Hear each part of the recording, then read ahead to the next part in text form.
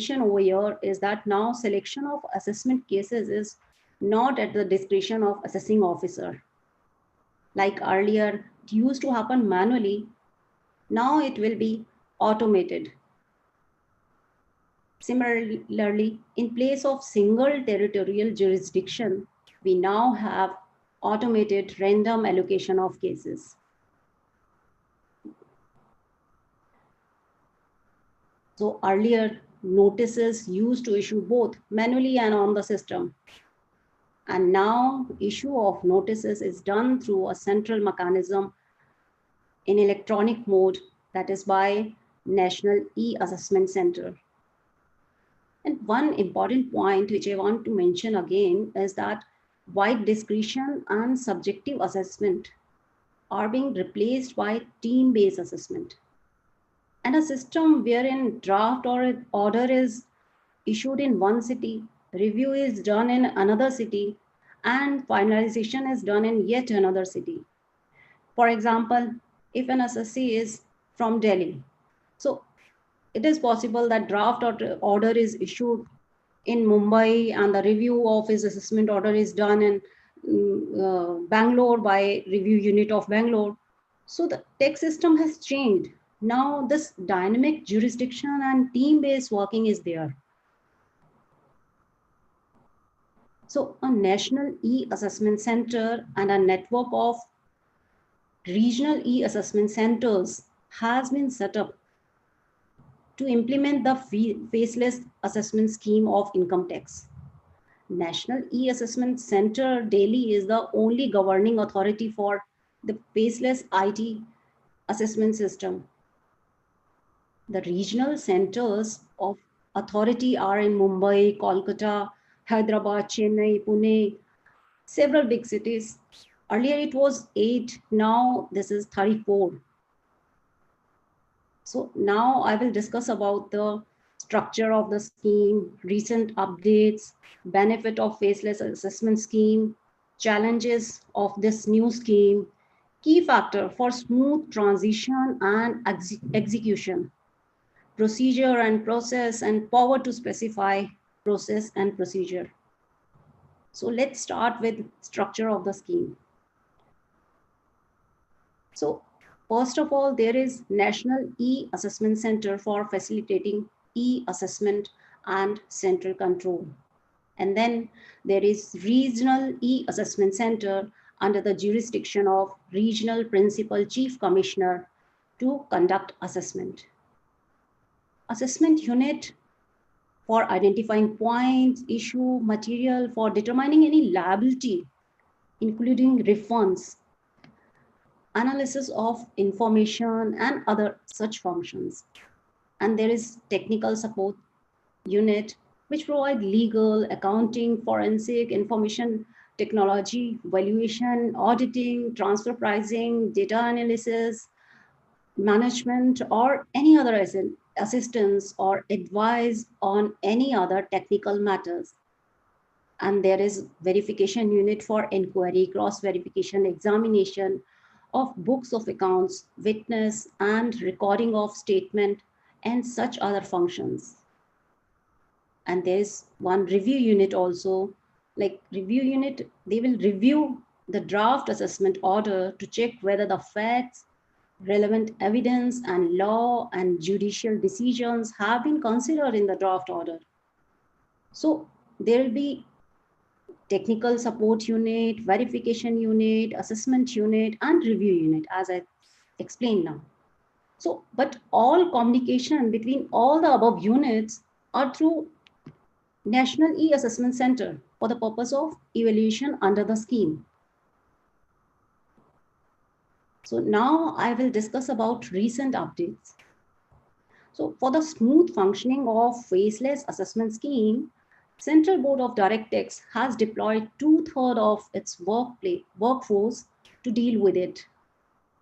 Further, Central Board of Directors has directed that all the assessment orders shall hereinafter be passed by National E-Assessment Center through the Faceless Assessment Scheme 2019. However, two exceptions are there. Like One is assessment order in cases assigned to central charges. Central charges are serious frauds, major tax evasion, sensitive and search matters, black money and Benami cases. These are the cases where faceless assessment scheme will not apply. And one more exception is assessments order in cases assigned to international tax charges. So in these two cases, faceless assessment scheme will not apply. All cases other than those assigned to central charges and international tax charges to be done through faceless assessment. So faceless assessment scheme, it was inaugurated as phase 1 on October 7, 2019 with 58,320 assigned cases. After that, you can say after 3 months of setup, any AC, that is National E-Assessment Center, disposed of the first faceless assessment order on 20th January 2020. So it's a very good achievement. You can say that National E-Assessment Center has created a history by disposing of first faceless assessment order of a Bangalore-based assessee, in which review was done by review unit of Delhi Regional Assessment Center. Assessment of draft order is done by assessment unit of Mumbai, which was sent to CPC Bangalore unit for tax calculation. And it was followed by dispatch order given by National E-Assessment Center. This was a breakthrough by a newly set up team of National E-Assessment Center and Regional E-Assessment Center for faceless assessment. So more than 7,000 cases have been disposed of through faceless assessment scheme by July end. It has also been stipulated in CBDT order, Center Board for Direct Tax order, that any assessment order which is not in conformity with the Faceless Assessment Scheme 2019 shall be treated as non-established and shall be deemed to have never been passed. So this was the recent update. Now we can start with the benefit of faceless assessment scheme for taxpayers. So previously the taxpayers had to visit the department's office for scrutiny, which resulted in an increase in corruption cases. Faceless assessment is an electronic mode through which assessee does not have to face any official and can report his grievance. No need for the official or a tax professional for help. The assessee can file his return online. The system is here for you. You can contact the department at your home anytime you want. The assessee will get the response for his query on his registered email ID. All the responses will be available online and the need to contact an official will be removed. The new assessment scheme will bring relief for the honest taxpayer. It would be easier for the honest taxpayer to directly submit their tax returns without even knowing to whom they are submitting, thus eradicating the chances of bribery. So now automated examination tools, artificial intelligence, and machine learning will ensure that there is no human intervention or less interference from the income tax department. No boundaries, no limit. Use it anywhere, anytime. The faceless assessment scheme will provide more transparency and efficiency to the system. Now that more than 90% of the income tax returns are filed online, the system helps in assessing the scrutinized income tax returns easily. So these are the major benefits which I have discussed. Of course, there are several other benefits. So slowly and gradually we'll get to know those benefits also. Now I will discuss major challenges which we are facing in the scheme. As this scheme is new, the major challenge which I am facing, like I think it is there, is internet infrastructure in India is very basic, which is minimum requirement for online filing of ITR and assessment. So as per data available, the average download speed in India is at just 7 to 10 Mbps, and upload is bare 2 Mbps. So if you compare this data with other countries, you can say with China. So in China, this is 100 Mbps.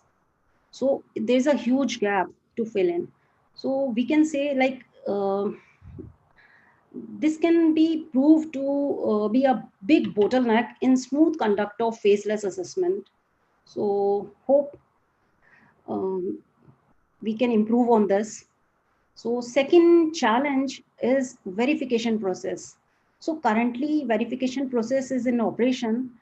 It can lead to defacing of the concerned assessee to the officer, which can defeat the whole purpose of faceless assessment. This again need further strengthening.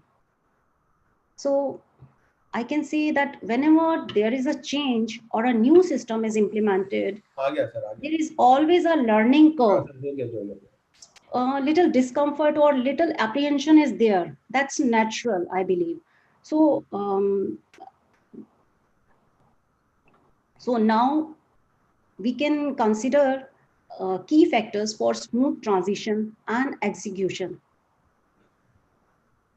So, first of all, I would say that knowledge update and consistent study is the foremost requisite for smooth transition.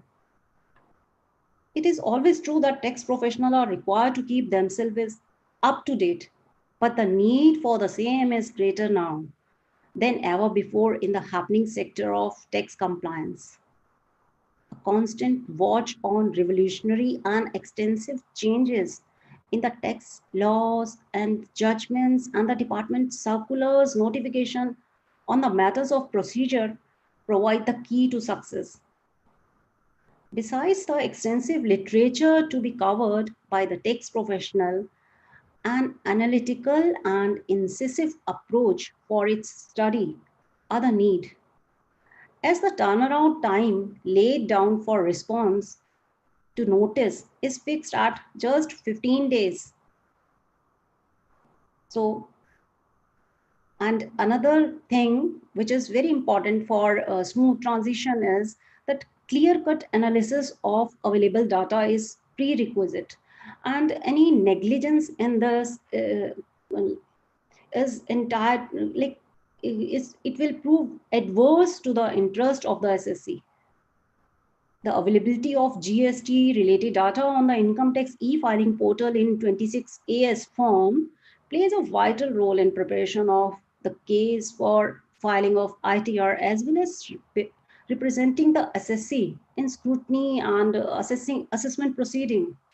An interdisciplinary approach has to be adopted by tax professional considering the data pertaining to statute other than income tax. So not only income tax statute which a professional is required to have knowledge about, he is supposed to have knowledge of all the acts other than income tax act like GST and other indirect tax. So another point for smooth transition of this scheme is consideration of 360-degree view.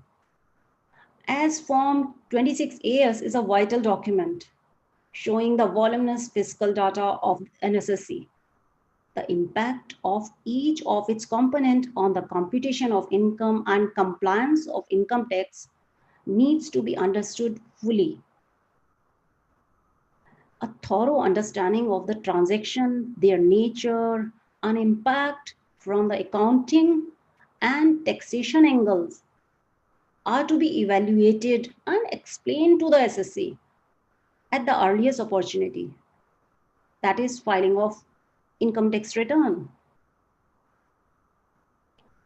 Another point which is good for professional for smooth transition, that tech savvy way of work.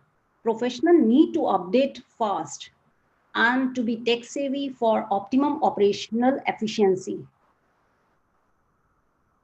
So one more point for smooth transition is faster turnaround time in respect of client request and the assessment related task. As the CBDT notification set out a short time for the initial response, and the nature of submission of data being in the electronic mode requires adequate preparation and checks for data accuracy. So this 15 days short time, so you have to be ready for all these things. So drafting and presentation skills is another key point for smooth transitioning. I mean, needless to say, the drafting and presentation skill of the professional convey the appropriate answer to the issue raised in the assessment. The skill and the clarity of the presentation play a vital role in the successful attainment of the assignment. So another last but not the least key point for smooth transitioning of this scheme is the integrity and reliability. The fact that tax professional has access to accurate data of the SSC aggregated from different platforms. Integrity of the SSC and the professional is very important. Completeness and correctness of data and appropriate explanation is also very important for the faceless assessment, as it lays a foundation of mutual faith and goes a long way in fair presentation of the case, resulting in fair assessment. So these are the immediate thought on the subject, and we need to revisit the issue. And the whole spectrum of faceless assessment emerges only after some time, and we shall always be on the lookout for effective and efficient service to the client directly and to the economy ultimately. So now let's come to the next point, which is procedure in faceless assessment. So if we talk about procedure, so first of all, National E-Assessment Center will issue notice under Section 143(2) online and by uploading the digitally signed copy on the registered income tax account or by sending notice to the assessor's registered email address or uploading the copy on a mobile app. So you can say that there are three options now. A notice can be on either register income tax account or email address or a mobile app. And plus a real-time alert will be sent through SMS or the mobile app. Taxpayer has a period of 15 days, as I said earlier also, to file a response with the National E-Assessment Center. The National E-Assessment Center will assign the selected case for the purpose of e-assessment to specific assessment unit in one of the regional e-assessment centers through an automated allocation system. So this is again automated allocation system here again. So there's no manual system.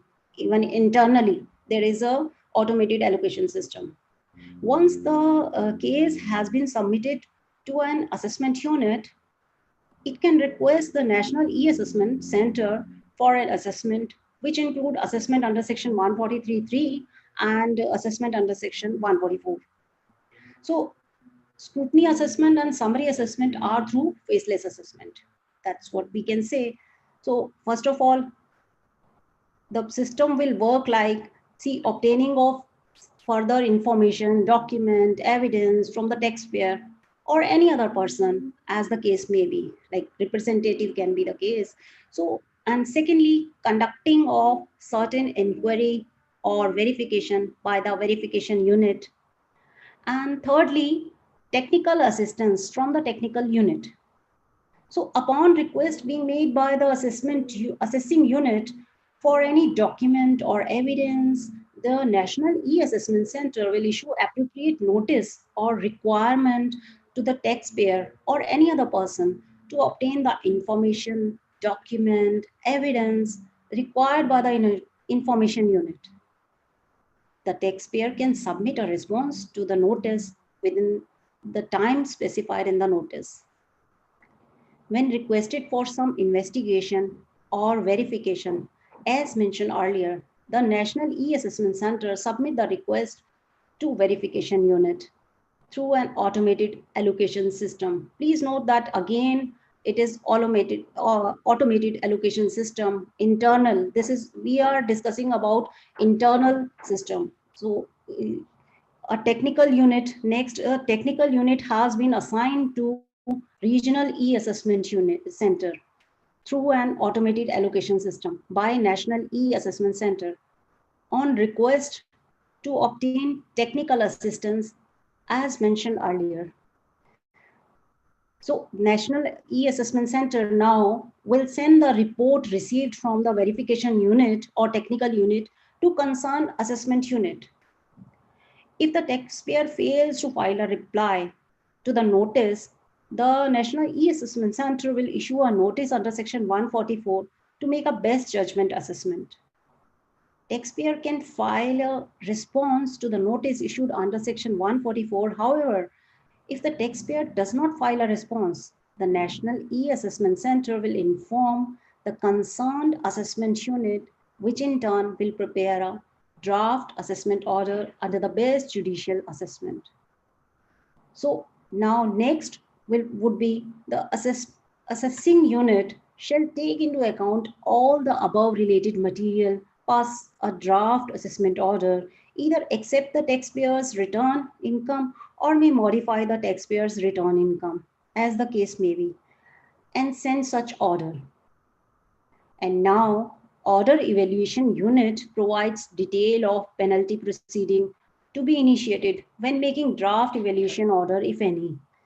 So, and next, the National E-Assessment Center will examine the draft assessment order, which should be in accordance with the risk management strategy specified by Central Board for Direct Taxes through an automated examination tool, under which it can decide.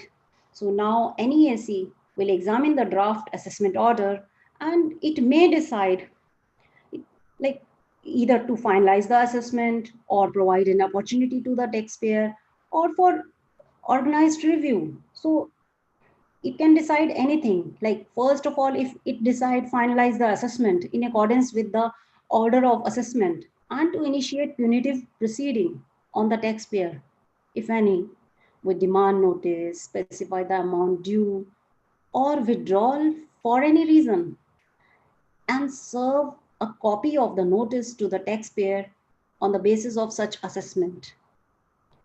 And see, National E-Assessment Center, after examining the draft assessment order, can provide an opportunity to the taxpayer.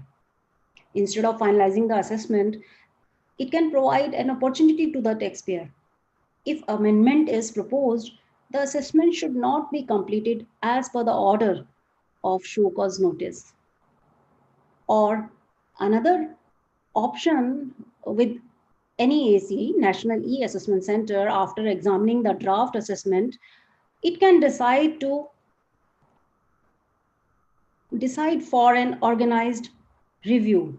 So in that, such order would be assigned and a draft assessment order would be given to review unit through one of the regional assessment center. So now review unit, what it will do, like now review unit shall conduct review of the draft assessment order referred to it by National E-Assessment Center, whereupon it may decide. Now review unit has two options, like it may compute the draft assessment order and inform the National E-Assessment Center about such consent, or review unit may decide to suggest such amendment as it may fit into the draft assessment order and send it to National E-Assessment Center. So this is the like procedure which we have discussed in brief. So now we know the internal system, how it works. So now we can discuss the process of faceless assessment scheme. So processes like National E-Assessment Center will issue the notice first of all, and receiving SSC will reply within 15 days. The center will assign an official for the case in assessment unit, that is regional E-Assessment Center.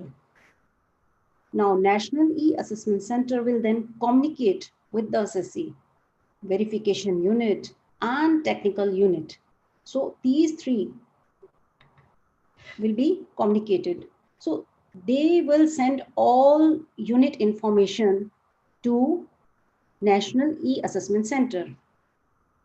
So now what will happen again next is that National E-Assessment Center will collect all the information and send it to Regional E-Assessment Center. After examining all the information, Regional Electronic Assessment Center will prepare a draft assessment order and will send to National E-Assessment Center. So now SSC will be given a chance to defend his case and the fine will be charged. So this is how it works. Like this is the process in brief. So now we have an idea about the procedure and process. So now if I talk about power to specify process and procedure. So I can say that standards and procedures for the effective functioning of Regional E-Assessment Center has been set up by the Principal Chief Commissioner or the Principal Director General of National E-Assessment Center, who is in charge of National E-Assessment Center.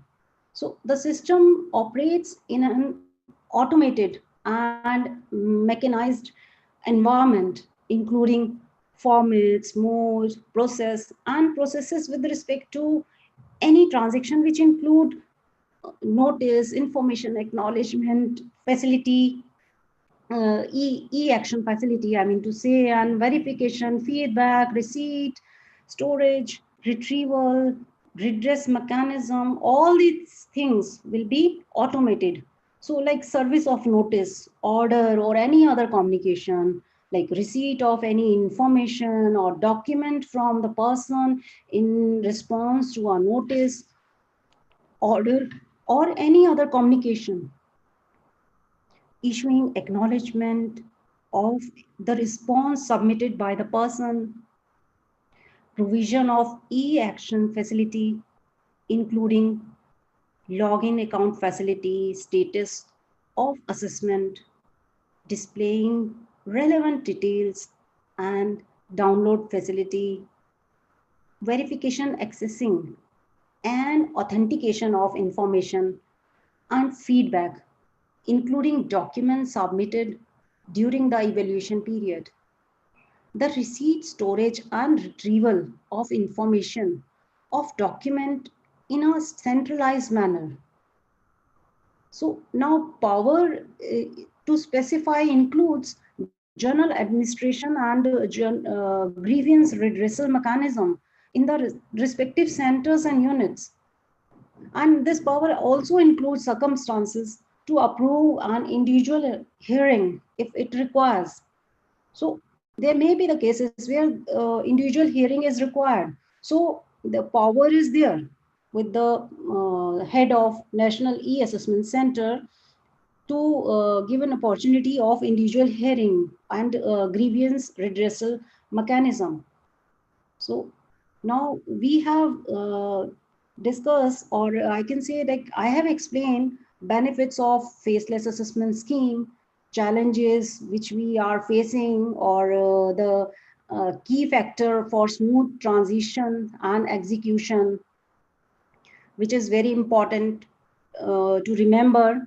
so that we can adopt this new system smoothly, and uh, we can work for our economy in a better way to get more and more work, and strengthening our professional skills.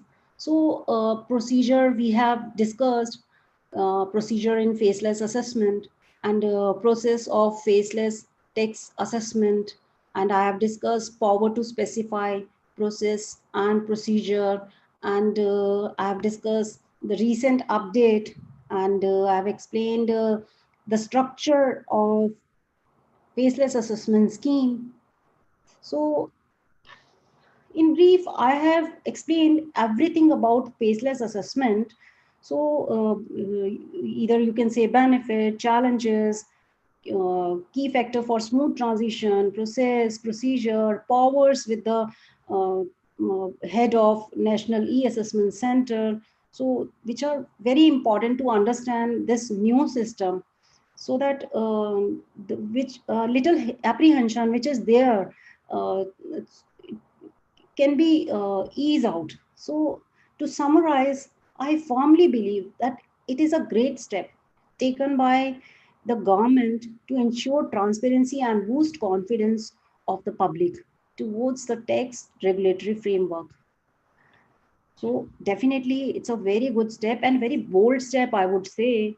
So, and it will definitely ease out the tax compliances and will surely curb the undesirable practices. I believe it will definitely curb the undesirable practices which are there, which were there, you can say, in the tax system.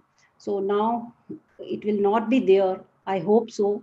And one more very positive aspect of this new tax system is that it will save time of the SSC and the assessing officer. Nowadays, time is more than money. It's very valuable. It's valuable than money. And in a new tax system, there is no need to visit tax officers, no need to visit income tax department for assessment or for appeal. So I can say this is very bold step taken by the government. So thank you. Thank you all. For any query or suggestion, you can reach out to me at sushmaarora7@yahoo.com. Thanks again. Thank you, ma'am. And now I ask our participants if they have any queries or questions to ma'am, so that ma'am can answer. Please ask your question in the chat box or question or answer session, answer section.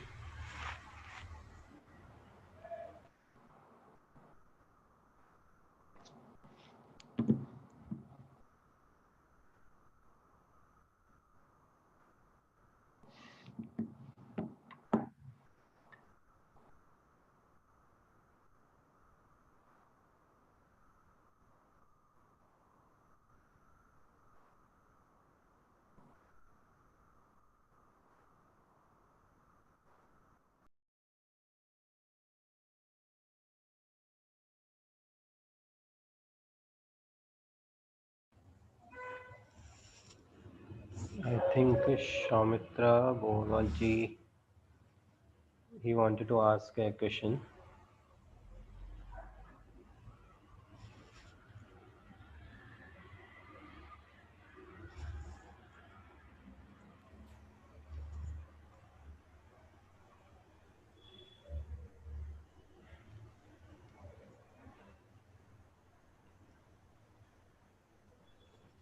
शौमित्र जी, मैंने आपको add किया है, आप अपना question unmute करके आप अपना question पूछ सकते हैं.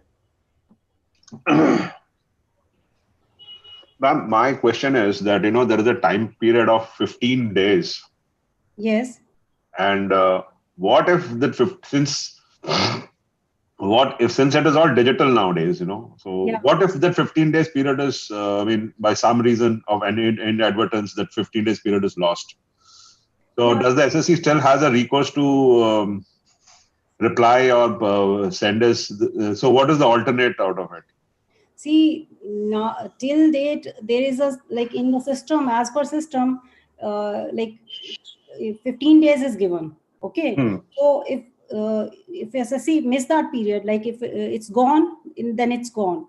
So it's a big challenge for professionals and for SSC, both of them. So that's what I have discussed in my discussion, that challenges. So that 15 days is a very short period, which is like a big challenge for us. See, ma'am, I'll tell you what, until now, we all have been like putting our email addresses on the clients, on the login accounts of the SSEs, which I strongly believe that, the notice has been served on the SSE and not on the council. So, but then most of the SSEs are not that tech savvy, and, and they don't follow their emails or Yeah. so I see it a big challenge, and I think so. There has to be an I mean, 15 days दे दो और उसके बाद 30 दिन भी दे दो या 50 दिन भी दे दो, तो problem तो वही रहेगी. But there has to be a solution. Is what I was wanting to know. Is there a recourse to it, or is there a tab which can be used to, resend a notice, resend the answer or something like that currently? So mobile app is there, and plus now, like I have discussed with the senior official of income tax department, what they said now, assessee needs to provide his email ID, that only that email ID which is active, or mobile phone which is active. Yeah. Accurate data is the prerequisite. Otherwise, the whole purpose of this system is lost.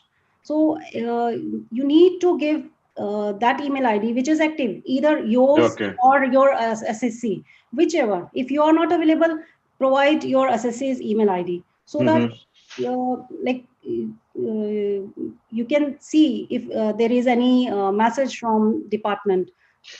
What is the best business practice at the moment, ma'am? Is it like, replacing the tax council's email address with the SSC's email address? At times what happens is the SSC doesn't even listen to their chartered accountants or councils, and in that case, will it be better to safeguard the practicing chartered accountant to ensure that the email has been received by you directly, and that, sometimes the negligence from the SSE side is also kind of taken care of, because in case with only the as CA receives it, then it looks like the CA is at fault and not communicating the problem with the SSE. What is your suggestion on that? See, I have already discussed those key factors. If you want, I can share it with you on your personal window also. Key factor, those are very important to consider for smooth transition and execution of this new system. So this is new system. See, little apprehension would be there. Mm-hmm. Like SSC, from SSC and as well as from professional also, because this is natural. So this would Mm-hmm. be there. So we need to consider all those points which I have mentioned. So Uh-huh. there are solution. If there is a problem, there are solutions of it. Okay, but as such, no, there is no mechanism in the system that, if you lose the 15 days time, then there is another route in which you can approach the tax office, and otherwise it is like kind of lost, or you just take a recourse on an appeal, or put a grievance on it, and that is how you go about it. Is that what No, you suggest? I've told you in my lecture that the grievance is there, grievance cell is there. So, which is like under the power of principal chief commissioner. Mm-hmm. So, uh, he's the head of National E-Assessment Center. So, any kind of grievance will be addressed by the head of NEAC, that is National E-Assessment Center. Okay, ma'am. Thank you, ma'am. Thank you. Thanks for asking. Mm.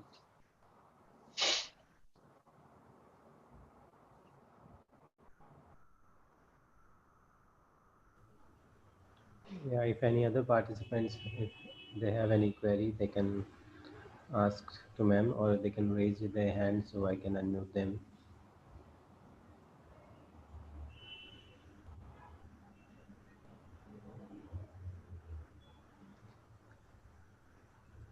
Ma'am, just like Soumitra ji has discussed about this, the 15 days issues, this scheme is all about to help assessee for the better transparency and for fast tracking assessment. So there could be some benefit to the assessee only. So if they are missing out the 15 days or they are not checking their email IDs, so there could be some or there should be some kind of procedure for proceeding with these assessments.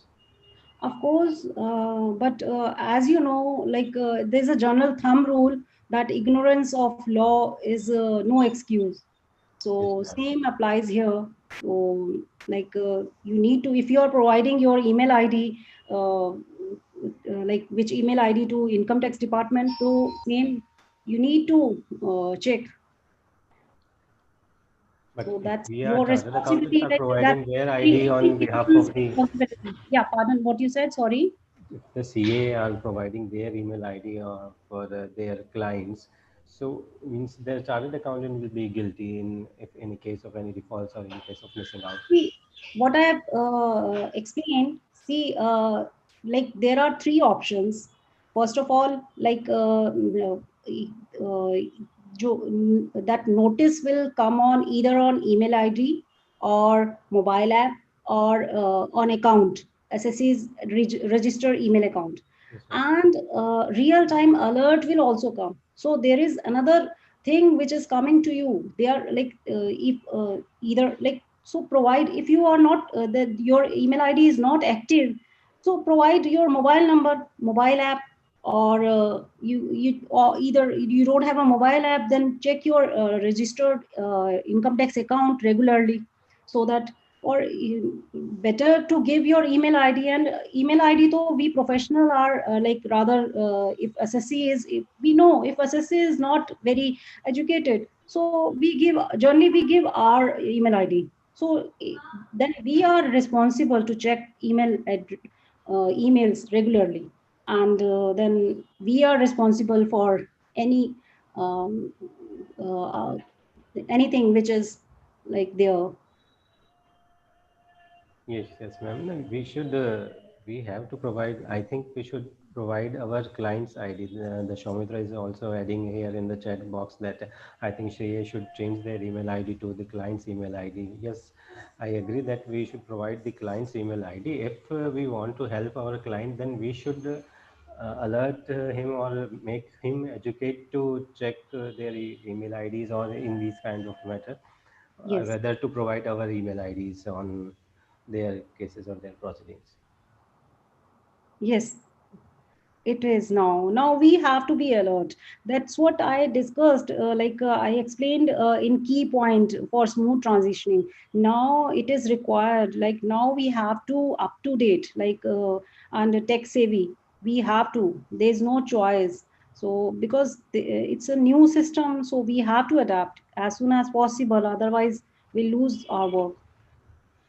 Yes, yes, right, ma'am. So if any other participant want to ask any question,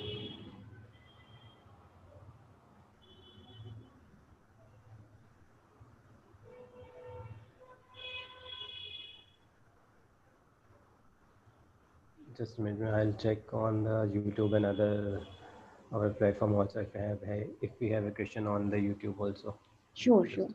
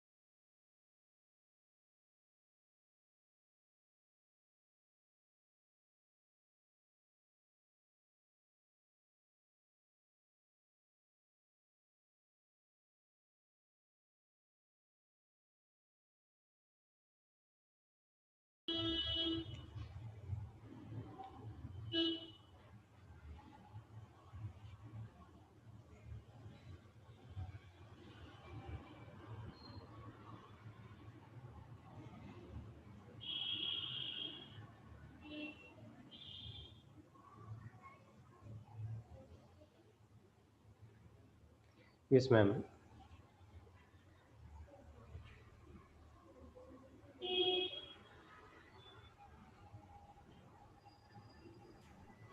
Yeah, Naveen.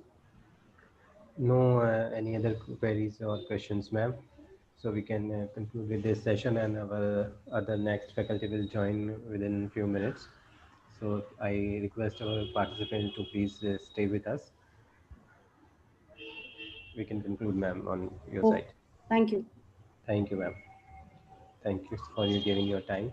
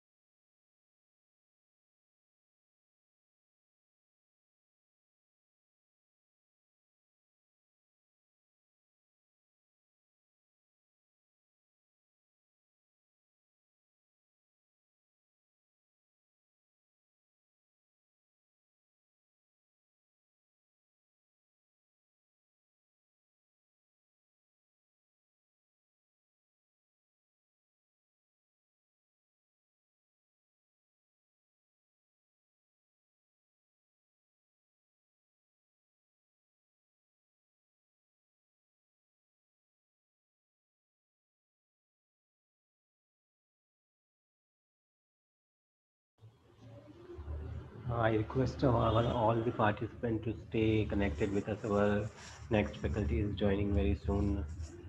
Please bear with us.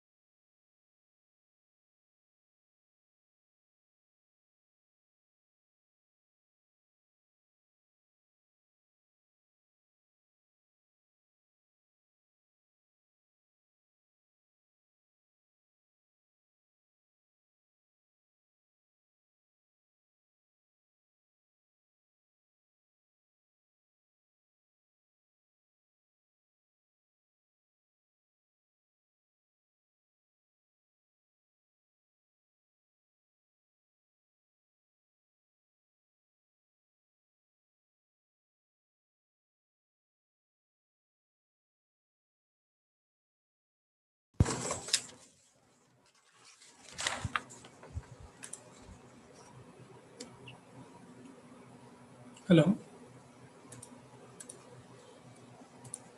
Sir. Yes, sir. Yes, sir. I'm so sorry, sir. I got a bit late. Actually, I'm coming from a separate webinar. I'm so sorry, sir. Really very sorry. No issue, sir. No issues. We can wait. नमस्कार सुमानी जी. Sir, namaste, sir. I am so sorry, sir. Sumani जी नमस्कार. Sir, namaste. Namaste, sir. Namaste. नहीं कोई बात नहीं sir. हम मिलजुल के करने वाले हैं, कोई बात नहीं sir. Please sir Naveen continue please.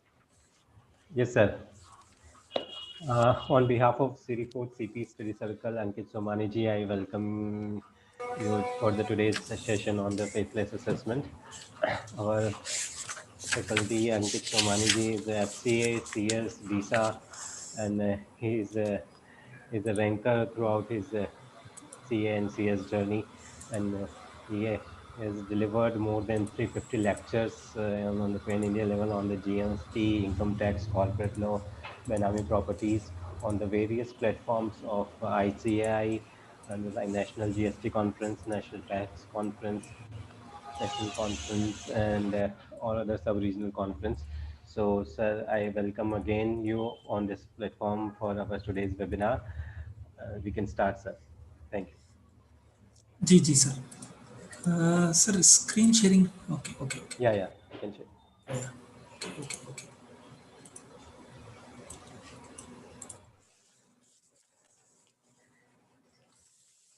Is my screen visible, sir? No, sir.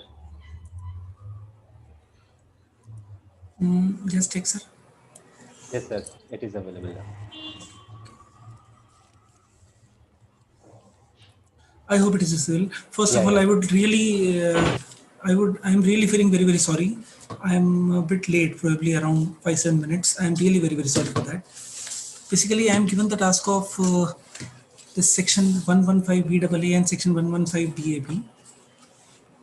All these provisions are very, very important, and these are to be understood as a basic necessity, because as we all know, section 115 BA deals with income tax provisions on certain domestic companies. 115 BA, basic simple BA, that is your existing provision, and as per that the income tax rate is 25%. As per that the income tax rate is 25%. Whereas if we will take the benefit of these new sections, then the tax rates are going to be reduced to a huge extent. As the session will progress, we will definitely consider all the relevant points with regard to these sections.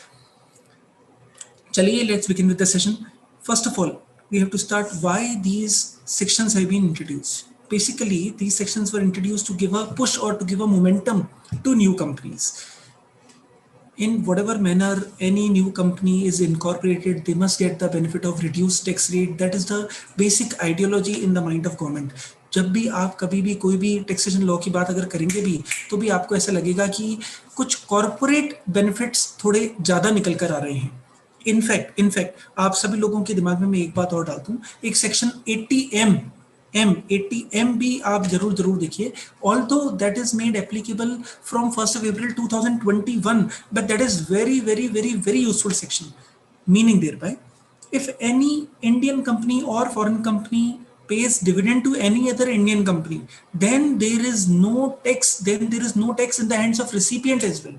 आप समझ रहे हैं? वैसे तो हम सभी लोग जानते हैं dividend distribution tax has been abolished, so there can be huge amount of tax planning in that. हम क्या कर सकते हैं, जो भी आपके एग्जिस्टिंग फॉर्म ऑफ ऑर्गेनाइजेशंस हैं उनको हम कंपनी कॉर्पोरेट फॉर्म के अंदर कन्वर्ट कर सकते हैं, and then we can even include inter corporate holdings, so that there can be huge benefits in terms of even dividend distributions, and there will not be any dividend distribution tax, as well as there will not be any dividend income post 1st of April 2021. Second important point, if we can make this as 100% subsidiary, if we are trying to make it as 100% subsidiary, then again there will be huge benefit, because in the case of 100% subsidiary, I repeat, in the case of 100% subsidiary, there will not be any implication of 222E. समझ रहे हैं आप? वो भी एक बहुत ज्यादा important बात है। और वैसे कोई एक कॉर्पोरेट दूसरी कॉर्पोरेट को क्या कोई फंड ट्रांसफर कर सकती है, क्या कोई अमाउंट ऑफ लोन दे सकती है, even if we consider from company law point of view, even that is agreeable, even that is allowable. So from all point of views, that can be very, very useful. Next important point, as far as provisions with regard to these two sections are considered, section 115 BAA is related to domestic companies, all kind of domestic companies, be it manufacturing, be it non-manufacturing, whereas section 115 BAB is specifically in relation to domestic companies which are in manufacturing sector only.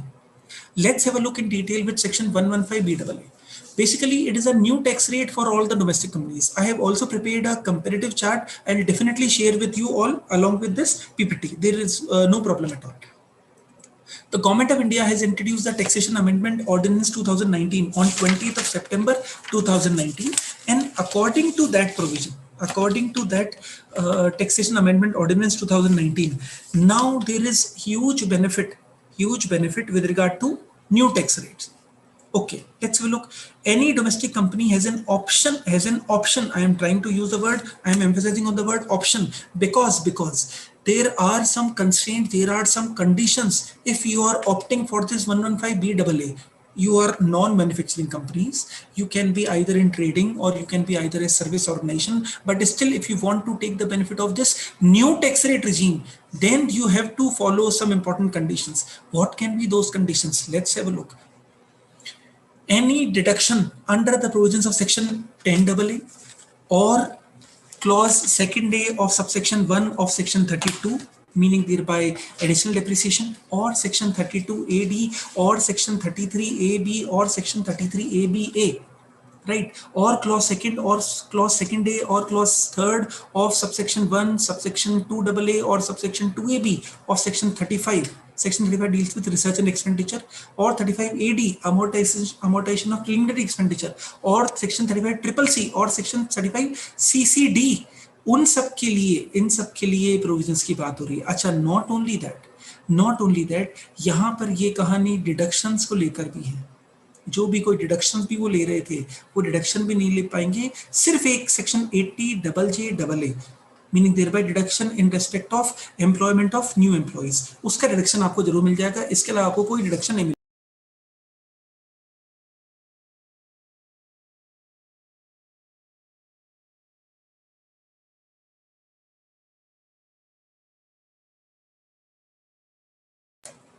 अच्छा, okay, I'm so sorry, I got muted. So basically all these deductions will now not be eligible, will now not be available.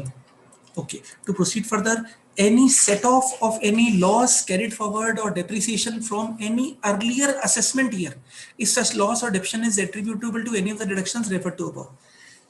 Now we have to carefully make planning for these sections.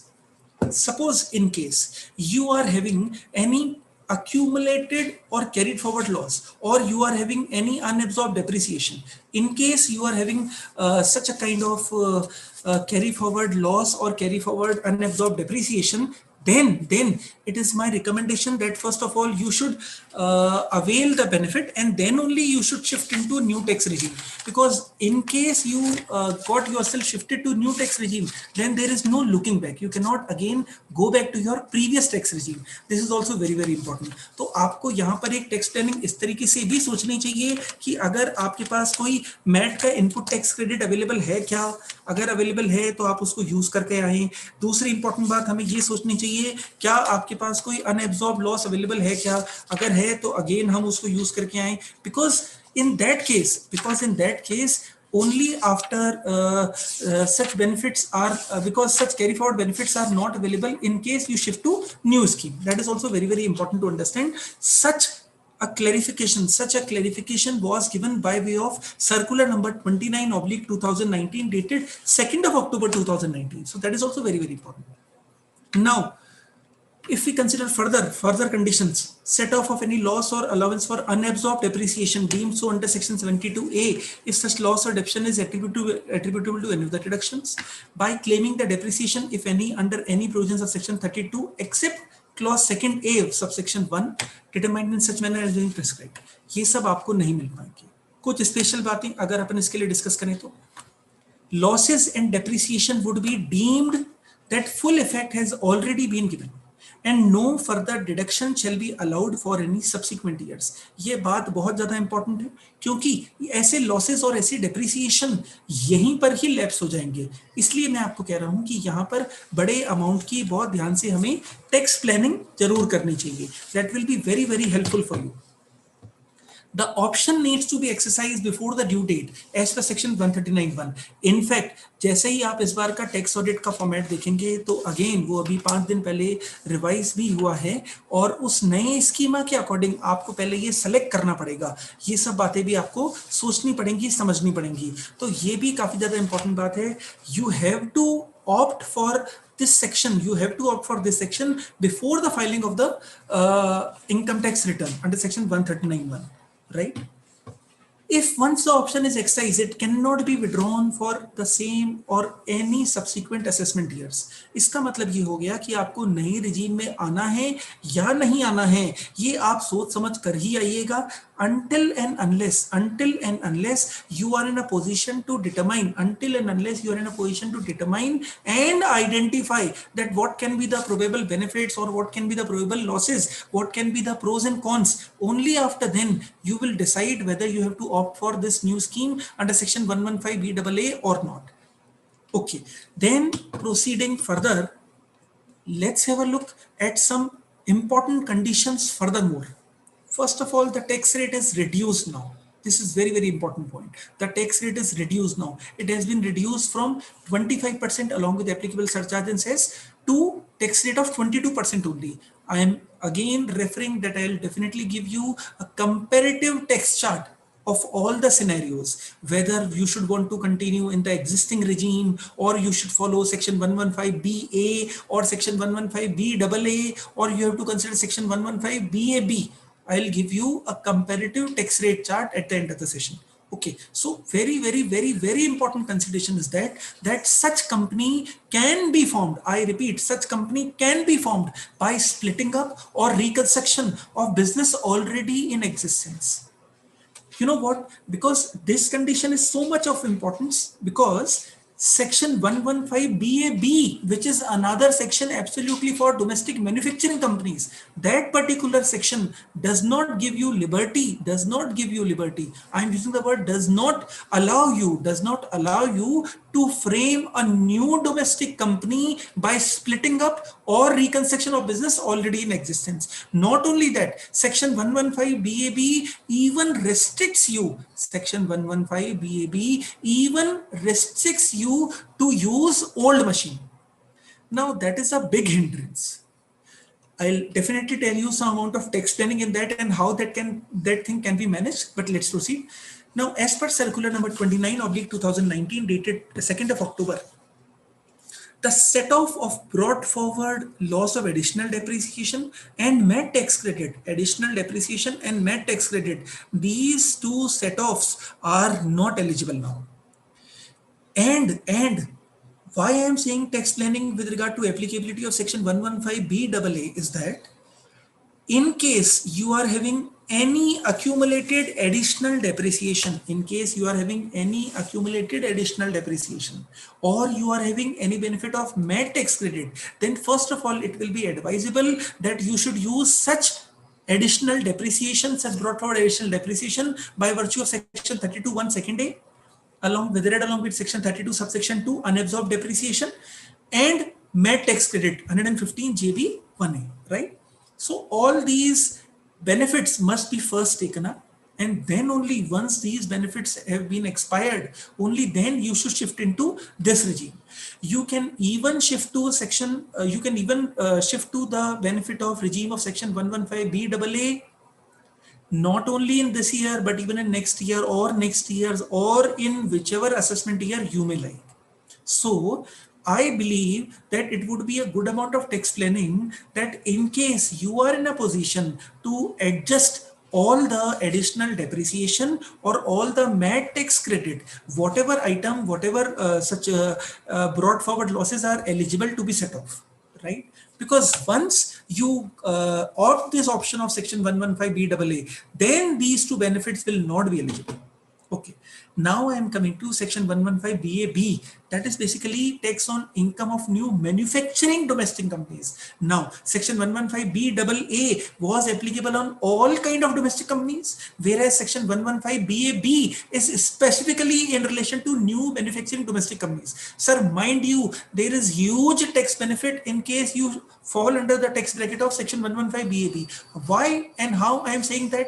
Please have a look. सुनिए ध्यान से, आपके पास इस section के according जो नई tax rate है that is only 15%, that is only 15%. So in case there is no surcharge applicability till the total income is less than rupees 1 crore. So in case you are running a new manufacturing company, in case you are running a new manufacturing company, please listen, then the tax rate, effective tax rate would be hardly 15.6%. How I am calculating 15.6%? Sir, 15% plus 4% education cess, so eventually it amounts to 15.6%. And in case you are doing this business in the form of partnership or in the form of proprietorship, then the effective tax rate would be 31.2%, right? 30% plus 4%.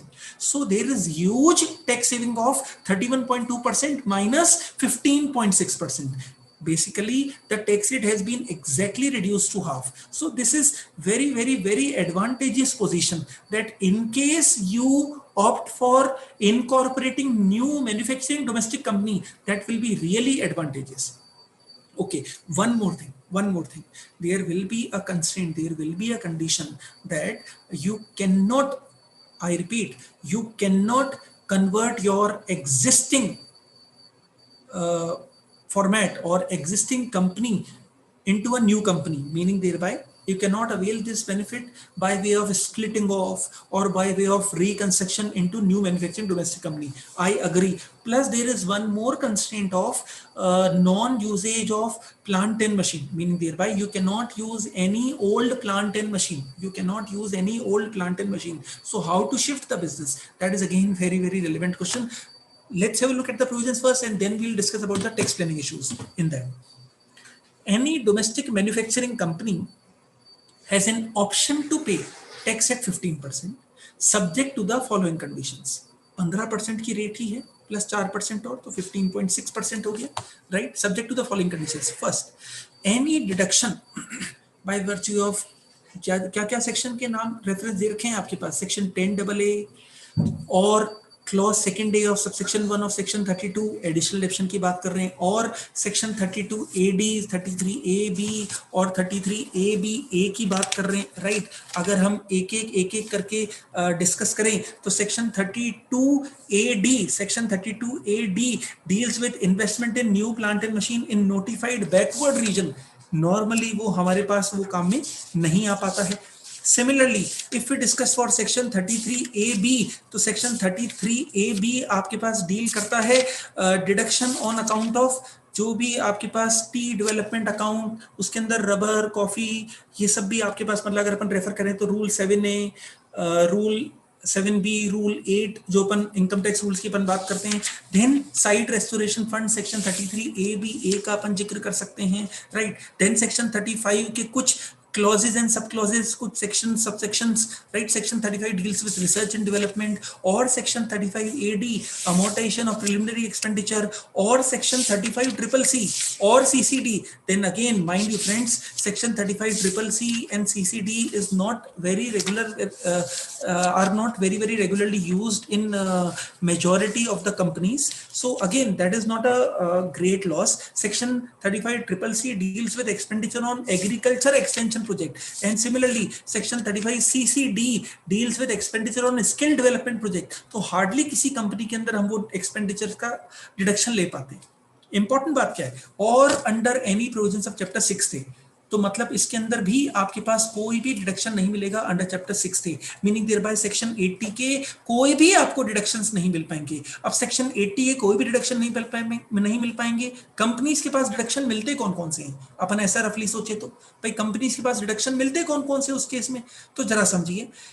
Company को reduction में मिल सकते हैं section 80G वाले, TGC वाले, right, या फिर section के 80JJA वाले। तो सेक्शन 80JJA का तो आपको डिडक्शन मिलेगा ही, उसके डिडक्शन के अंदर आपके पास कोई भी प्रॉब्लम नहीं है, तो वो कोई इशू नहीं है। सेक्शन 80JJA, सेक्शन 80JJA जो आपके पास सेक्शन है वो डील करता है आपके पास कुछ भी, अगर आपने कोई नई लेबर फोर्स, कोई नए आपने लोग अपॉइंट किए हैं, राइट, अगर आपने कोई नई लेबर फोर्स अपॉइंट करी है तो उसके ऊपर मिलने वाला सेक्शन, मीनिंग देयर बाय आपने कोई नए एम्प्लॉइज अगर अपॉइंट करे हैं, उनके बेसिस पर जो आपको सेक्शन मिलता था, डिडक्शन जो आपको मिलता था, वो डिडक्शन आपको अभी भी कंटिन्यू मिलता रहेगा। So basically what I want to convey is ये जो नया सेक्शन 115 BAB सेक्शन आया है, सुनिएगा, इस सेक्शन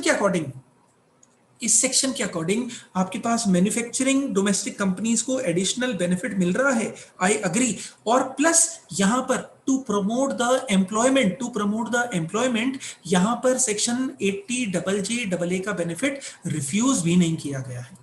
ओके, कुछ हम इंपॉर्टेंट बातें इसमें, इंपॉर्टेंट कंसेंट और पढ़े तो, set off any loss carry forward और depreciation of any earlier assessment year will not be allowable further. Then set off of any loss or allowance for unabsorbed depreciation by virtue of section 72A, ये भी आपके पास available eligible नहीं होगा। Okay, then by claiming the depreciation if any under any provision of section 32 except clause 2A of subsection 1 of said section determined in such manner as may be prescribed, मतलब आपको additional depreciation का भी benefit यहाँ पर नहीं मिल पाएगा। अगर मैं इसके कंस्ट्रेंट्स और कंडीशंस को एक साथ में अगर एट अ ग्लांस अगर आपको बताना चाहूं कि क्या क्या इसके अंदर इंपॉर्टेंट बातें निकल कर आ सकती हैं और फिर अपन इसमें टेक्स्ट प्लान की बात करें, then it will be really very very advisable for you, right. जरा देखें, am I audible? Hello, yes sir, sound is okay. Screen भी दिख रही सर? हाँ जी दिख रही है सर। अच्छा, ओके, फाइन। सेक्शन 115 BAB की जो अपन इंपॉर्टेंट कंडीशंस की अपन बात करें एट अ ग्लांस, तो अपन क्या क्या सोच सकते हैं। पहली बात, tax on income of certain new domestic manufacturing companies के लिए जो आया उसमें टैक्स रेट 15% है, 15.6 हो गई effectively after adjustment of education cess, वो अपन बात कर चुके हैं। देन पहली इंपॉर्टेंट बात, ये केवल और केवल नई डोमेस्टिक मैन्युफैक्चरिंग कंपनीज के लिए मिलेगा। अब नई कंपनीज इन्होंने कैसे बोला सर? 2 अक्टूबर 2019 को ये आपके पास इन्होंने सर्कुलर भी लाई, राइट, तो इन्होंने एक डेट तय कर दी 1 अक्टूबर 2019 के बाद में इनकॉर्पोरेट होने वाली, राइट, 1 अक्टूबर 2019 के बाद में इनकॉर्पोरेट होने वाली कोई भी कंपनी अगर ऐसा हुई तो। दूसरी इंपॉर्टेंट बात, कमेंसमेंट ऑफ मैन्युफैक्चरिंग जो हो वो 31 मार्च 2023 तक तो जरूर हो जाए, मीनिंग देयर बाय आज से भी 1.5 साल बाद तक जरूर मैन्युफैक्चरिंग इसमें आ जाए, क्योंकि अगर आज से 1.5 साल बाद तक में अगर मैन्युफैक्चरिंग आ जाएगी तो ही आपके पास ये बेनिफिट हो पाएगा। अच्छा, आप ये समझिए, बेसिकली सेक्शन 115 BAB जो है that is in line with make in India regime. उस कारण से आपको, क्योंकि मेक इन इंडिया को बढ़ाना है, आपको इंडिया में मैन्युफैक्चरिंग हब सेटअप करना है, ऐसा क्यों हम करना चाह रहे हैं, या ऐसा क्यों ओवरऑल पॉलिटिकल सिनेरियो ऐसा क्यों है, या इकोनॉमिस्ट ऐसा क्यों कहते हैं? क्योंकि कंपैरेटिवली इंडिया के अंदर लेबर चीप है, कंपैरेटिवली इंडिया के अंदर कुछ रिसोर्सेज ज्यादा इजीली अवेलेबल है, आप समझ रहे हैं। So in case we are in a position to set a manufacturing hub in India, then it will automatically generate employment, again it will automatically generate funds, it will even invoke new foreign fundings, आप समझ रहे हैं, आपके पास inflow of funds आने लगेंगे। और इसी कारण से ये नई मैन्युफैक्चरिंग यूनिट्स को बढ़ावा देने के लिए, कंपनीज के फॉर्म पे कन्वर्ट करने के लिए इस तरह का स्पेशल प्रोविजन आपके पास लाया गया है। I definitely do agree with all of you कि ये तो इनडायरेक्टली इंडिविजुअल्स के लिए, प्रोपराइटर्स के लिए एंड और पार्टनरशिप फर्म्स LLPs के लिए नुकसानदायक है। आई अग्री, डेफिनेटली अग्री, लेकिन सर जो लॉ है वो ये बेनिफिट केवल और केवल कॉर्पोरेट एंटिटीज, मतलब केवल और केवल कंपनीज तक ही सीमित है। Okay, such new domestic manufacturing company, सुनिएगा ध्यान से, such new domestic manufacturing company cannot be formed, समझिए ध्यान से, cannot be formed by splitting up or reconstruction of business already in existence.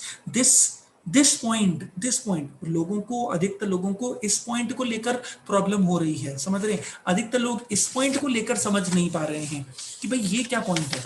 Sir basically ऐसा है, आप ऐसा समझिए कि सेक्शन 115 बी डबल ए अगर आपको बेनिफिट लेना है तब तो आप ये रिकंस्ट्रक्शन या स्प्लिटिंग अप के तौर पर बना सकते हैं। तो आप उस रिड्यूस रेट मतलब 22% पे शिफ्ट हो सकते हैं। जो आज 25% है उसको 22% पे आप ले जाकर शिफ्ट हो सकते हैं, ठीक है। लेकिन अगर आपको हाईली रिड्यूस टैक्स रेट का बेनिफिट लेना है मैन्युफैक्चरिंग कंपनी के तौर पर, then you cannot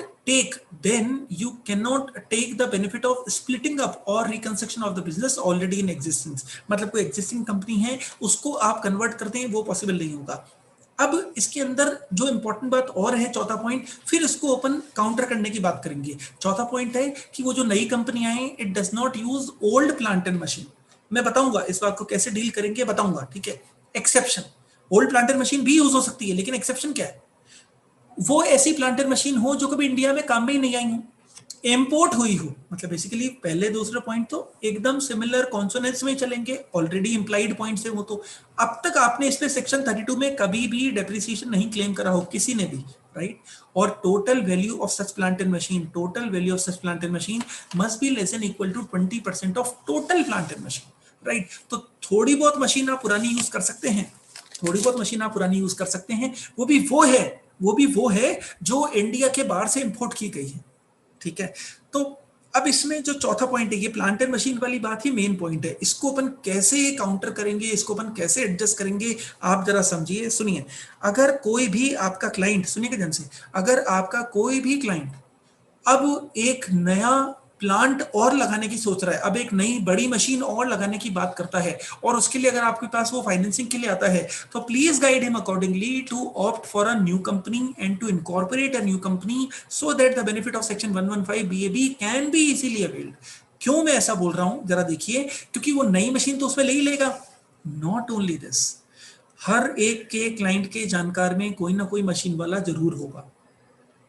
वो अपने एग्जिस्टिंग पार्टनरशिप, एग्जिस्टिंग प्रोप्राइटरशिप की जो पुरानी प्लांट एंड मशीन है, वो उस मशीन वाली इंडस्ट्री को बेचे, जीएसटी लगाकर बेचे, और उस दूसरी मशीन इंडस्ट्री से अपनी नई कंपनी के अंदर इसी पुरानी मशीन को फर्निश कराकर बेचना बता दे। तो indirectly that will be considered as new plant and machine. आप समझिए मेरी बात, ये बहुत बड़े अमाउंट की, बहुत बेसिक लेवल की टैक्स प्लानिंग है, समझ रहे हैं? ये बात सिर्फ आपके और मेरे बीच में रही, ये बात आप समझिए कि इस तरीके से लोग कर रहे हैं ऑलरेडी। कैसे? वो अपने एग्जिस्टिंग ऑर्गेनाइजेशन की प्लांट एंड मशीन को किसी मशीन इंडस्ट्री को बेच रहे हैं, और फिर उस मशीन इंडस्ट्री से नई कंपनी के अंदर खरीद रहे हैं, right? The only point of reference is that this trail should not be easily revealed। ये आप ध्यान रखिएगा, correct? If you do like this, if you are in a position to do like this, then definitely you will be in a position to take the benefit, ठीक है। अच्छा, अपन ये बात समझें कि आपके बिजनेस में क्या क्या चीजें होती हैं, आपके बिजनेस में क्या क्या चीजें होती हैं, कौन कौन से एसेट लायबिलिटी आपको उधर लेकर जाने पड़ते हैं। सर मैं कह रहा हूं पैरेलली आपको कुछ टाइम तक तो दोनों ऑर्गेनाइजेशन चलाने पड़ेंगे, और फिर इवेंचुअली पुरानी कंपनी आप बंद कर देंगे। कैसे? सर धीरे धीरे करते करते आप ऐसा करें कि पुरानी कंपनी का स्टॉक नई कंपनी खरीदे और फिर नई कंपनी उसको आगे बेचे, राइट। लेकिन उसमें कुछ पार्ट ऑफ मैन्युफैक्चरिंग पेंडिंग होनी चाहिए, ध्यान रखिएगा, क्योंकि ये रिड्यूस टैक्स रेट का बेनिफिट आपको केवल और केवल तब मिलेगा when it is a case of manufacturing company. केवल ट्रेडिंग के ऊपर रिड्यूस टैक्स रेट का बेनिफिट आपको नहीं मिल पाएगा। दूसरी इंपॉर्टेंट बात, अब जो डेटर्स और क्रेडिटर्स हैं, अगर वो हमारे रेगुलर डेटर्स एंड क्रेडिटर्स हैं, तो जब टाइम पे उनकी ड्यू डेट्स आएंगी तो वो पुरानी कंपनी के अंदर पेमेंट करते जाएंगे, और हम पुरानी कंपनी से क्रेडिटर्स को पे ऑफ करते जाएंगे। पर कम से कम नई बिलिंग जो है वो नई कंपनी से होती जाएगी। There will not be any issue in the eyes of debtor unless there is a long term contract, right. Okay, further अपन समझें तो और कौन कौन से जो भी आपके पास दूसरे कोई एसेट है, से फॉर एग्जांपल कोई लैंड हो, कोई बिल्डिंग हो, तो अगर आप उस लैंड बिल्डिंग को अगर नई कंपनी में बेचने की बात करते हैं, then there will be implication of capital gains as well as there can be implication of stamp duty. तो मैं ऐसा कह रहा हूं कि आप लैंड और बिल्डिंग को तो पुराने में ही रहने दें, और पुरानी कंपनी में अगर आपने लैंड और बिल्डिंग खरीदी हुई है तो उसे आप नई कंपनी को रेंट पर दिखा दें, राइट। तो इस तरीके से आप अपने मेजर एसेट्स और लाइबिलिटीज ऑटोमेटिकली नई कंपनी के अंदर शिफ्ट कर सकते हैं along with plant and machine. ये एक बड़े अमाउंट की टैक्स प्लानिंग यहाँ पर इजीली पॉसिबल है, राइट। तो ये एक बहुत बढ़िया तरीका हो सकता है। Okay, I will proceed further. कुछ जो इंपॉर्टेंट बातें यहाँ पर कॉमन पॉइंट्स के थ्रू हो सकती हैं वो ये कि कुछ डिडक्शंस और एग्जेम्पशंस आपके पास अलाउड नहीं है, वो सभी बातें हमें पता भी है। अच्छा, नॉट ओनली दैट, आपके पास मैट की applicability section 115 BAA, section 115 BAB, दोनों ही सेक्शंस के अंदर मैट की एप्लीकेबिलिटी अलाउड नहीं है। दूसरी इंपॉर्टेंट बात, एक बार अगर आपने ऑप्शन अवेल कर लिया, then you cannot back out from these benefits। आप वापस पुराने रिजीम में नहीं जा सकते हैं। आपको ये option on or before the filing of due date of income tax return लेना ही है। इनफैक्ट उन्होंने अब तो मैंडेटरी फील कर दिया है, जैसे ही आप इनकम टैक्स रिटर्न भरते हैं तो आपको टिक करना है कि आपको ये ऑप्शन अवेल करना है या नहीं करना है। सिमिलरली कुछ डिडक्शंस और एग्जेम्पशंस जो आपके पास अलाउड नहीं है, अपन उसकी बात भी कर सकते हैं। सरचार्ज की अपन जहां तक बात करें तो अब इस केस के अंदर सरचार्ज की रेट 7% से बढ़ाकर 10% कर दी है। सरचार्ज की रेट आपके पास 7% से बढ़ाकर 10% कर दी है। जो मैं आपको नया टैक्स रेट के हिसाब से कंपैरेटिव चार्ट दूंगा उसमें ये सरचार्ज एडजस्टेड होगा। ये एजुकेशन सेस 4% उसके अंदर एडजस्टेड होगा। All these things will be already taken care of. कुछ डिडक्शंस और एग्जेम्पशंस जो आपके पास अलाउड नहीं हुए हैं वो जरा देखें। सारे डिडक्शन ऑफ चैप्टर 6 थे, सारे के सारे रिडक्शन ऑफ चैप्टर 6 थे, वो आपके पास एलिजिबल या अलाउबल नहीं है, राइट। लेकिन इसमें सेक्शन 80JJAA इसका डिडक्शन आपको जरूर मिल रहा है, उसमें कोई प्रॉब्लम नहीं है। Deduction in respect of employment of new employees जो था, जो भी अपन ने पढ़ा था, उसका आपको डिडक्शन जरूर मिल जाएगा। देन सेक्शन 10AA SEZ के रिलेशन में जो सेक्शन है उसका डिडक्शन आपको नहीं मिलेगा। एडिशनल डेप्रिसिएशन का भी आपको बेनिफिट नहीं मिलेगा, लेकिन बेसिक डेप्रिसिएशन सेक्शन 32 का बेनिफिट आपको जरूर मिल पाएगा। Section 32AD deduction for investment in new plant and machine in notified backward states, इसका डिडक्शन आपको नहीं मिलेगा। Section 33AB tea coffee rubber development red along with rule 7 rule 8A 7A 7B rule 8, इनका deduction आपको नहीं मिल पाएगा, right. इनका benefit नहीं मिल पाएगा। Section 33ABA site restoration fund का नहीं मिलेगा। सेक्शन 35 के कुछ सब सेक्शंस का नहीं मिलेगा। Section 35AD deduction in respect of expenditure on specified business का नहीं मिल पाएगा। CCC एंड 10CCD इनका डिडक्शन आपको नहीं मिल पाएगा। ये इस तरीके से कुछ इंपॉर्टेंट बातें यहाँ पर कंसिडर की जा सकती हैं।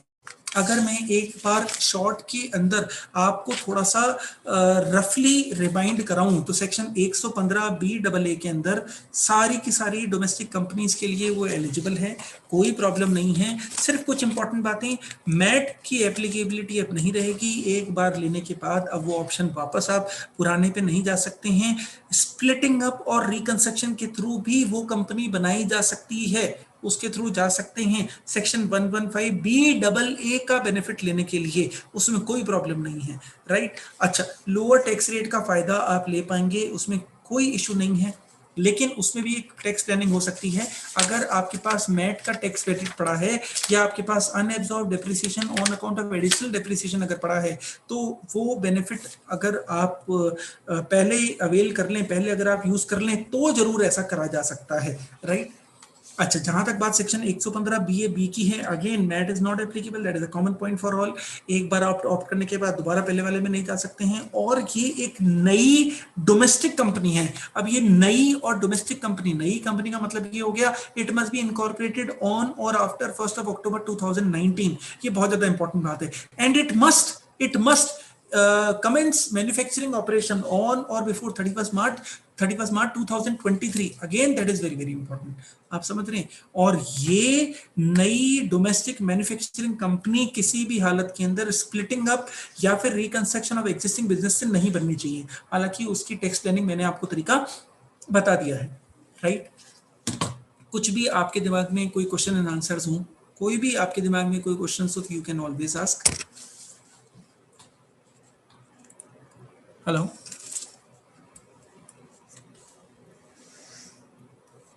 Yes sir. जी सर.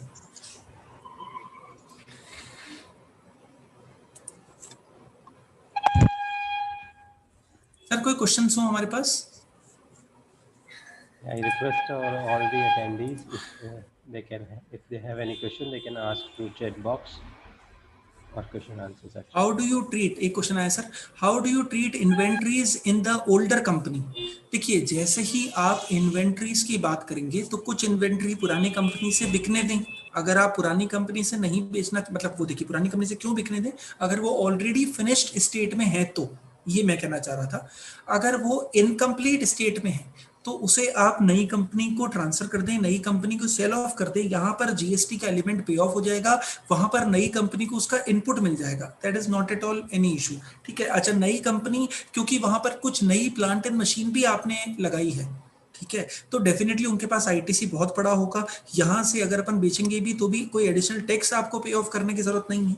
ठीक है. तो एक छोटी सी बात और यहाँ पर जो एक इंपॉर्टेंट बात समझने लायक है कि अगर आपके पास ऑलरेडी ऐसा स्टॉक है जो फिनिश्ड नेचर का है, तब तो आपको कुछ टाइम के लिए दोनों कंपनी चलानी ही पड़ेंगी सेल के हिसाब से भी. ठीक है. और अगर यहाँ पर अपन जैसे ही नई कंपनी के थ्रू अगर कर रहे हैं तो नई कंपनी उस पर टैक्स दे देगी, जीएसटी एलिमेंट भी.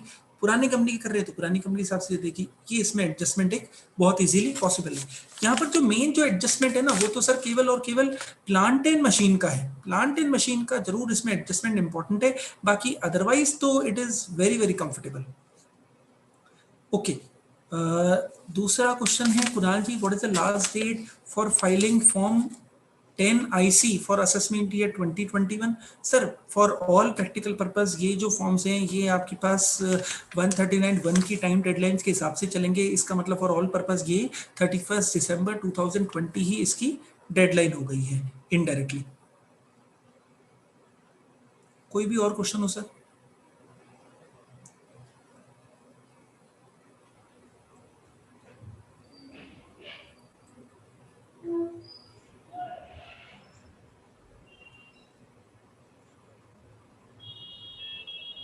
किसी का हैंड रेज है, मैं चेक कर लूँ. What about the IPR position in the older company? Okay, yes, definitely this is a big problem. As far as income tax is considered, then there is no issue at all. But yes, IPRs के case के अंदर तो उसमें आपको creditors को भी ध्यान में लेना पड़ेगा. और यहाँ पर आपके पास क्रेडिटर्स भी दो अलग अलग कैटेगरी के हो जाएंगे, राइट? तो आपके पास कुछ तो ऐसे हो जाएंगे जो मेजर होल्ड रखते हों, राइट, फाइनेंशियल क्रेडिटर्स की टर्म्स में, और कुछ आपके पास ऑपरेशनल क्रेडिटर्स हो जाएंगे. तो फॉर ऑल प्रैक्टिकल पर्पस जब तक वो फाइनेंशियल क्रेडिटर्स इस बात को लेकर अकस्टम्ड या इस बात को लेकर एडजस्ट नहीं होंगे कि हाँ हमें यहाँ से पूरा का पूरा न्यू कंपनी के अंदर ट्रांसफर करना है, राइट, तब तक ये मैनेज नहीं हो पाएगा. एंड टू माय अंडरस्टैंडिंग किसी भी हालत के अंदर आईपीआर भी ये बात अलाउ नहीं करेगा कि यहाँ से हम प्लांट एंड मशीन, पुरानी प्लांट एंड मशीन पहले कोई दूसरी मशीन कंपनी को दें और फिर वो कोई दूसरी मशीन इंडस्ट्री मेरी नई कंपनी को दे, right. That can not be possible in the case of IPR. तो अगर आप आईपीआर के केस में जा रहे हैं then benefit of section 115 BAB by way of transfer of machinery cannot be made possible at all. ये बात एकदम आपकी सच है सौमित्रा जी. What is the recourse, sir?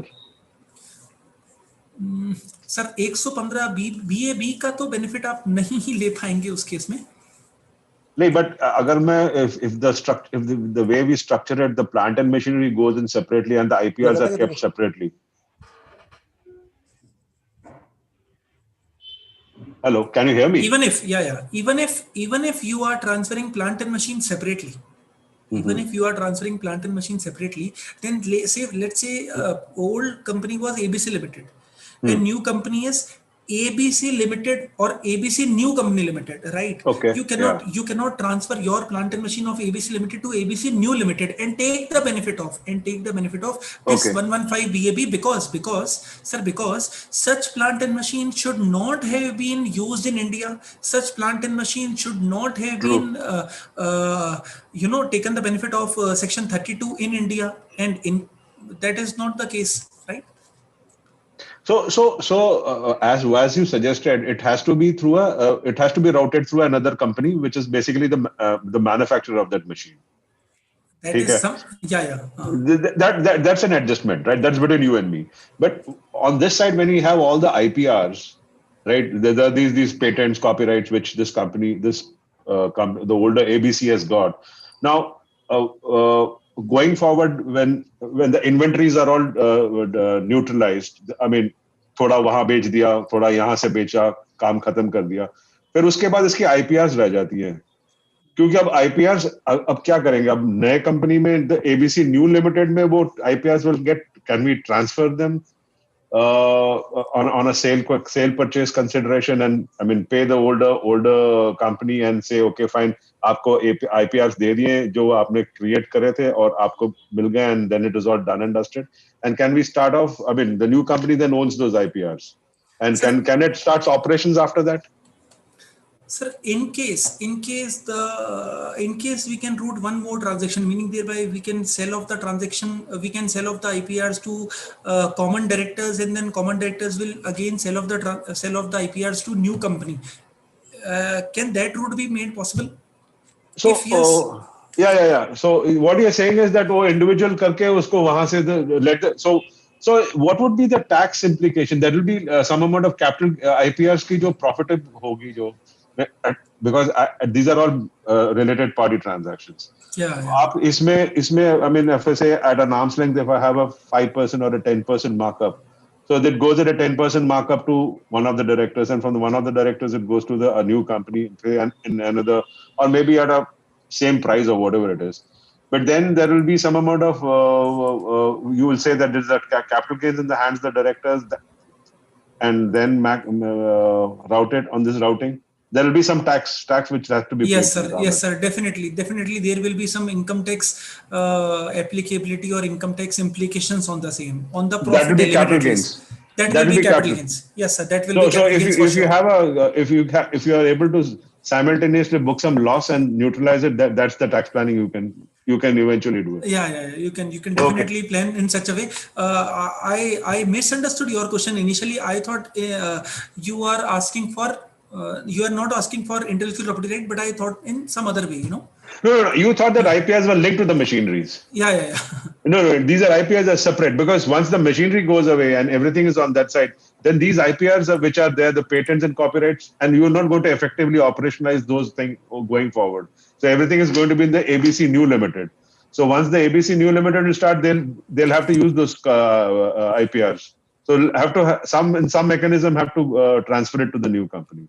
So you route it to the directors and pay some amount of capital gain tax on either end and close the deal, right? Yeah. Yes, sir.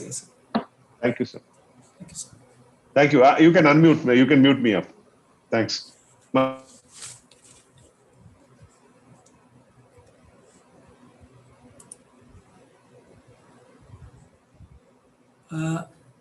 Sir, I'll send you the comparative chart. Naveen ji, I'll send you the comparative chart.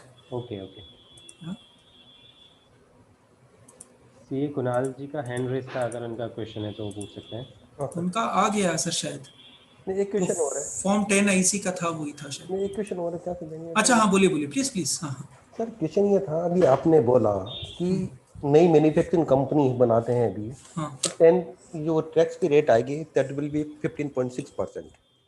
मैं उसको उस business को LLP में 15.6% आ गया, dividend distribution tax लगेगा नहीं. Say there are 10 share holder, company earns 1 crore rupee. After paying tax 15 lakh, 85 remains in the hand of the company. Profit after tax. I distribute this profit to shareholders. Every shareholder get 8.5%, 8.5 lakhs. They have to pay that tax on that amount. जी सर. और tax की rate तो बढ़ गई ना sir. 8.5 पे 20, 10, 20, 30% tax मेरे को वहाँ देना होगा. इफेक्टिव रेट, अच्छा ठीक है इफेक्टिव रेट तो मेरे को टोटल तो ज्यादा पड़ गया, तो फिर टैक्स प्लानिंग कैसे बेटर रहेगी? नहीं सर, अभी अगर मान लीजिए कि वो इंडिविजुअल था, से फॉर एग्जांपल अभी वो एलएलपी थी, चलो अभी वो एलएलपी थी, जी तो वैसे भी सर वो अभी 31.2% देकर आए थे। जी है ना सर, वो अभी 31.2% देकर आए थे। दे रहे और हैं प्रेजेंट दे रहे हैं 31.2 दे रहे हैं। हाँ दे रहे हैं ना, मतलब वही मतलब अभी 31.2 दे रहे हैं लेकिन अभी। उनके हाथ में, पार्टनर्स के हाथ में, डेजिग्नेटेड पार्टनर्स के हाथ में profit is tax free profit. हाँ मैं समझ गया सर, समझ गया आपकी बात, लेकिन यहाँ पर अपन सोचेंगे इवेंचुअली, तो यहाँ पर आपने 15.6 दिया और फिर पार्टनर्स ने मतलब 30%, 30% हाँ, इनकम 10 लाख से ऊपर है। वो तो डिपेंड करेगा सर इंडिविजुअल मालूम पार्टनर। है सभी की, मेरे हैंड में 10 लाख से ऊपर सभी की है। अच्छा, फिर तो ठीक है सर, फिर तो उसके इसके अंदर कोई आपके पास कोई एडिशनल टैक्स बेनिफिट नहीं मिल पाएगा सर। हाँ, तो फिर तो एक कंपनी बनाने में कोई मतलब ज्यादा बेनिफिट नहीं लग रहा है। हाँ अगर मतलब वो ऑलरेडी सभी पार्टनर्स भी 30% में हैं तो करीब जी, तो फिर अगर अगर ऐसा कुछ सोच सकते हैं कि मतलब definitely sir, this may not be the right forum for this, but still if we can plan to transfer the funds to one of their mutual relatives or one of their relatives and then invest the funds through that relative in that new company. Number of members ज्यादा होते हैं, फिर वही झगड़ा है वो, मतलब इस प्लानिंग में कोई बेटर वे लग नहीं रहा है ना। मतलब अननेसेसरी शेयर होल्डर बनाते हैं, फिर कभी फैमिली डिस्प्यूट होते हैं। जब बड़ा सर करने की सोच रहे हैं तो जी हाँ, वो एक प्रॉब्लम रहती है, बिल्कुल रहती है हाँ, सर, बिल्कुल। हाँ। क्यों आज अपन किसको बताएंगे, कल उसमें टैक्सी लाइब्रेरी आएंगे, सर क्या क्या गड़बड़ कर दिया आपने।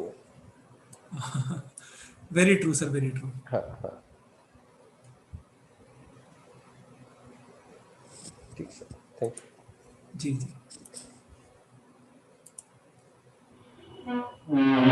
जमुना शुक्ला जी का हैंड रेज है, आपका कोई क्वेश्चन है तो ma'am you can ask your question.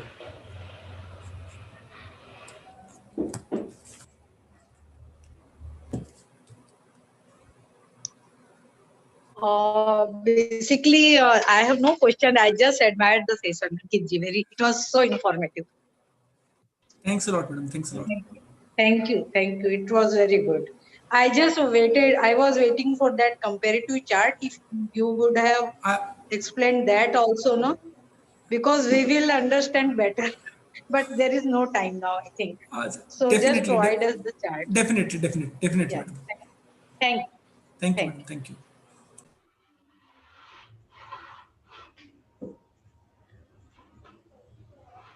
तो आई थिंक अभी और कोई क्वेश्चन लग नहीं रहा सर, तो आज के लिए वाइंड अप करते हैं। Thank you Ankit Somani ji, on behalf of C4 CP study circle, I thank you for your precious time and your valuable session, and all our participants, I'll thank to them for interactive session from their time.